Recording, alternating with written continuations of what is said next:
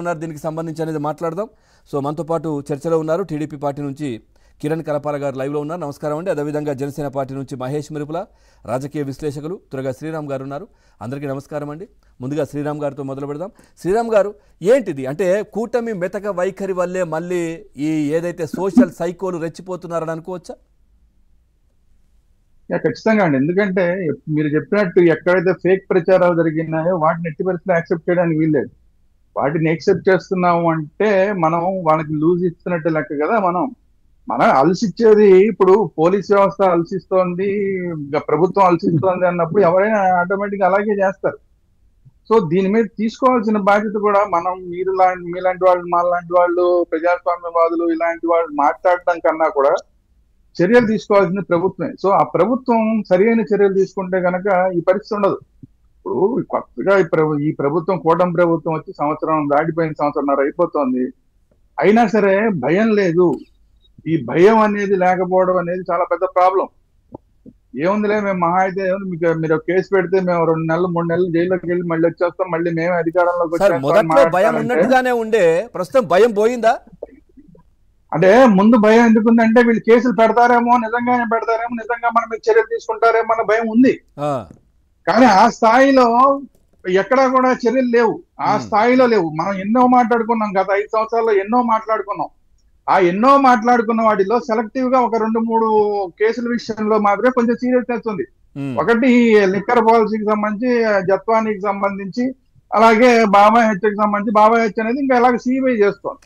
So ఇలా కొన్ని selective గా కొన్ని కేసుల్లో మాత్రం కొంత సీరియస్ గా నడుస్తున్నట్టుంది తప్ప మిగతా వ్యవహారాల్లో పెద్ద సీరియస్నెస్ అనేది కనపడకపోయేసరికి అంతకు ముందు వెళ్ళిపోయి ఇమీడియట్ గా ఎప్పుడైతే అసలు కూటమి ప్రభుత్వం వచ్చిందో రాగానే కలుగుల్లో దాక్కున్న వాళ్ళందరూ కూడా బయటకు వచ్చి మాట్లాడడం మొదలెట్టారు. మాట్లాడడం మొదలు పెట్టడమే కాదు, తొడలు కొట్టడం కూడా మొదలెట్టారు. తొడలు కొట్టడం మాత్రమే కాదు, ఇప్పుడు విష ప్రచారాలు కూడా కంటిన్యూ చేస్తున్నారు.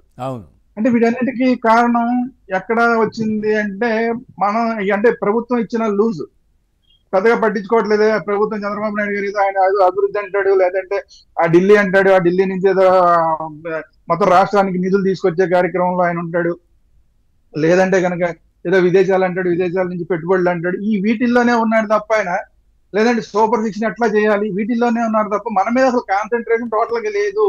కాబట్టి మన పని మనం చేసుకుపోవచ్చు.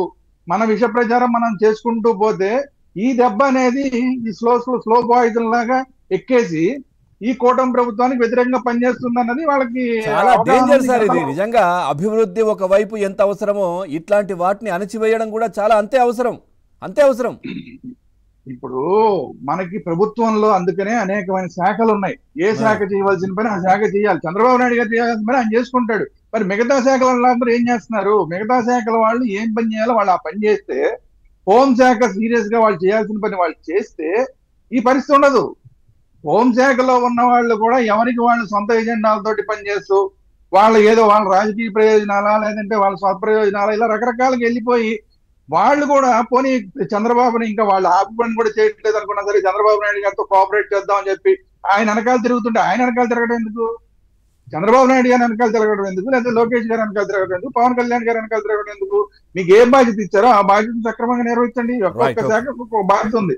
సో అది చేస్తే ఈ పరిస్థితి ఉండదు. అది లేకపోబట్టి ఇవాళ మన పట్టించుకునే వాళ్ళు లేరు. ఏ పోలీసు మన దగ్గరికి రాడు. మనం ఎన్ని పోస్టులు పెట్టినా, ఈ ఫేక్ ఫోటోలు పెట్టినా, ఫేక్ వీడియోలు పెట్టినా రారనే పరిస్థితి వస్తే ఈ విష ప్రచారం రాష్ట్రానికి చేటు చేస్తుంది. ఇప్పుడు సరే పార్టీల గురించి మీకు నాకు అనవసరం, పార్టీల గురించి ఏమవుతాయి అనేది మీకు నాకు అనవసరం, కానీ రాష్ట్రానికి చేటు జరుగుతుంది కదా. సో రాష్ట్రానికి చేటు జరుగుతున్నప్పుడైనా ఖచ్చితంగా ప్రభుత్వం దీని మీద సీరియస్ గా యాక్షన్ తీసుకోవాలి. ఎక్కడైతే ఫేక్ ప్రచారాలు జరుగుతున్నాయో అక్కడ మాత్రం సీరియస్ గా చర్యలు తీసుకోవాలి. అలాగని సోషల్ మీడియాలో అందరి మీద చర్యలు తీసుకోవాలని నా ఉద్దేశం కాదు. ఫేక్ వార్తలు ఎవరైతే పెడతారో వాళ్ళ మీద ఖచ్చితంగా చర్యలు తీసుకోవాలి. కిరణ్ గారు నమస్కారం. నమస్తే అండి. ఏంటి సార్